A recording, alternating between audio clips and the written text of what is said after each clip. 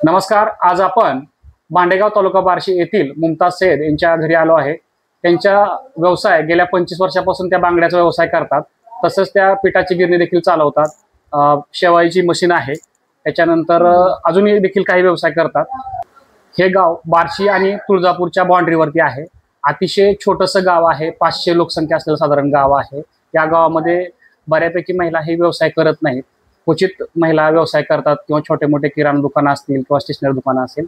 त्यापैकी त्यांचं एक बांगड्याचं स्टॉल असणं किंवा पिठाची गिरणी आहे, शेवाळीची मशीन आहे. त्या माध्यमातून गेल्या 25 वर्षापासून ते व्यवसाय करतात. त्यांची आपण एक प्रेरणादायक स्टोरी आणि कहाणी या मुलाखतीच्या माध्यमातून पाहणार आहे. नमस्कार. तुमचा परिचय द्या. मुमताज रशीद सय्यद, राहणार भांडेगाव. 16/5/91 माझं लग्न झालं. तिथनं पुन्हा 2 वर्षाने विचार केला की धंदा टाकावा, काहीतरी व्यवसाय करावा म्हणून बांगड्याचा धंदा टाकला. व्यवसाय करताना तुम्हाला काय अडचणी मग आले की अडचणी कमी.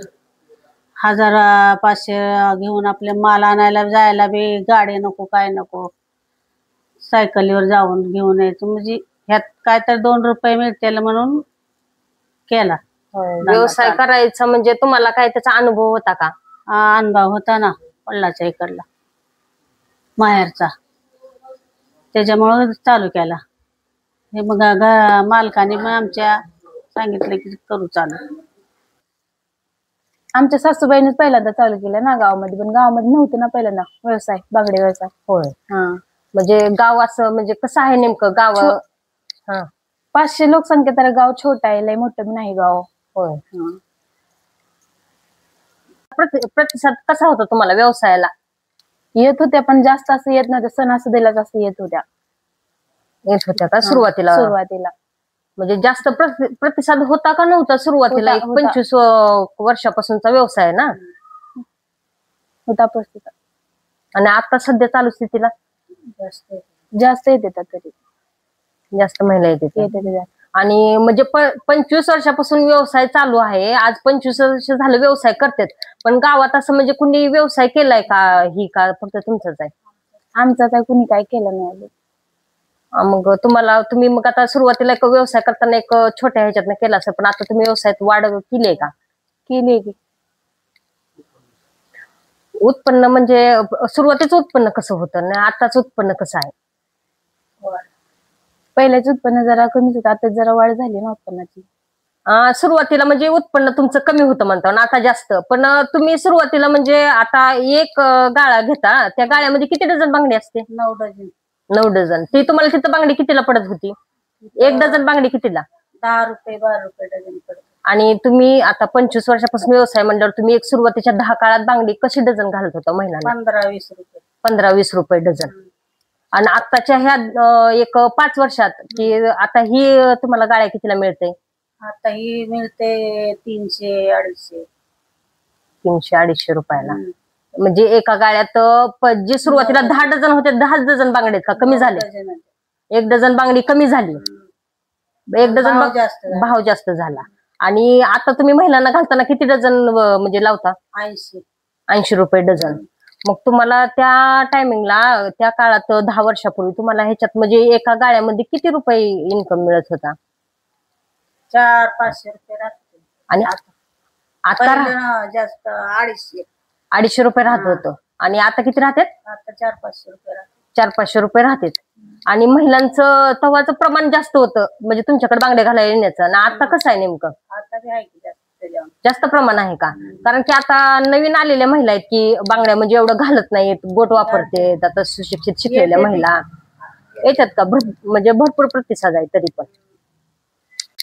आता 500 लोकसंख्या असलेलं एक छोटस खेडेगाव आहे भांडेगाव. तर तुम्ही तुमच्या व्यवसायात वाढ केली, पण नेमकं कशामुळे तुम्ही वाटलं तुम्हाला की आपण व्यवसाय वाढवावा, ह्याच्यात वाढ करावी? नेमकं कारण काय त्याचं व्यवसाय वाढवण्याचं? त्याचं कारण म्हणजे आता लेकरं लहान आहेत. सासूबाईचे लेकरं लहान आहेत, त्यांना 3 मुलं आहेत, 1 मुलगी आहे. म्हणजे शिक्षणाचा पुढचा खर्च, यासाठी त्यांनी व्यवसाय वाढवला आहे. म्हणजे खरी लग्न करायचं, त्याच्यामुळं वाढविला व्यवसाय. व्यवसाय वाढवा वाटला तुम्हाला हा. ह्याच्यामुळे. हा.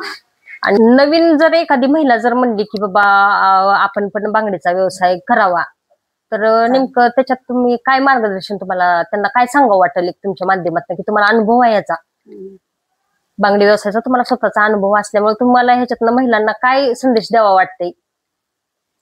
व्यवसाय करावा का नाही? करावा ते वाटतं. होय करावा, पण नेमकं कशामुळे करावा, ह्याच्यात काय म्हणजे मिळते ना ह्यात पैसे, राहतात मिळतात का दिवसाचं, असं म्हणजे एक महिन्याला किती इन्कम होते? 1000 2000 राहतात असं महिन्याला. म्हणजे आता खेडेगाव आहे खेडेगाव त्याच्यामुळं जास्त गिरायक नसतं ना. खेडेगाव असल्यामुळे जास्त गिरायक नसतं, पण एक सणाच्या टायमिंगला तर हा, तुम्हाला जास्त होते. मिळकत जास्त होती का? हा, होती की. होते. पण असं नाही की आणलेला माल सगळा खपतय. नाही खपत नाही एवढा खेडेगाव. खेडेगाव असल्यामुळे महिला म्हणजे एक जास्त नाही. सणाच्या वेळेस जास्त सणाच्या तर टायमाला. गर्दी असेल.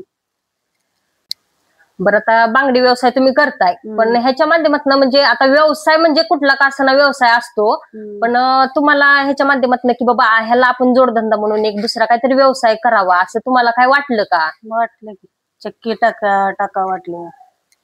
पिठाची चक्की टाकली तुम्ही? हा, डंग, शाळाचे मिशन.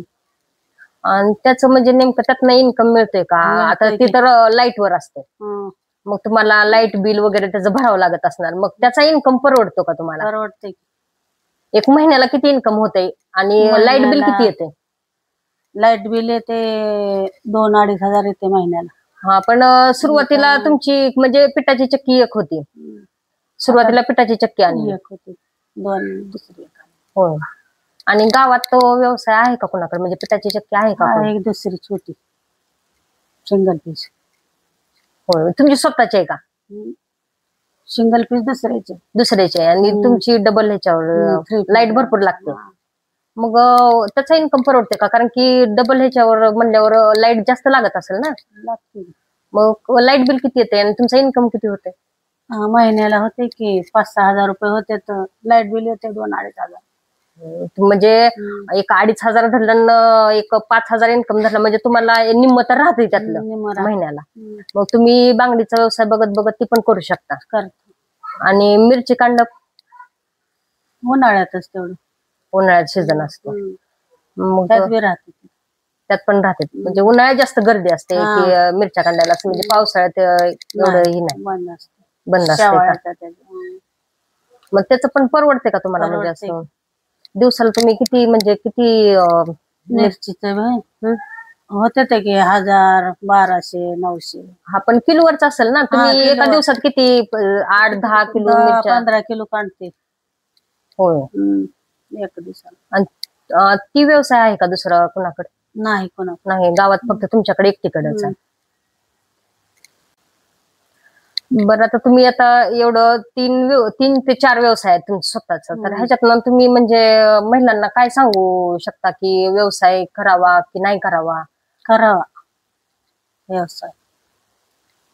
आमच्या सासूबाई बांगड्याचा व्यवसाय, गिरणी, डंग, शेळ्याची मशीन हे व्यवसाय करतात, तर ही व्यवसाय तुम्ही बी करू शकता. भांडेगाव हे एक छोटस खेडेगाव आहे, 500 लोकसंख्या असलेलं. तर एवढ्या छोट्या गावामध्ये ममता चाचीनी एक स्वतःच एवढं व्यवसाय चालू केलेला आहे.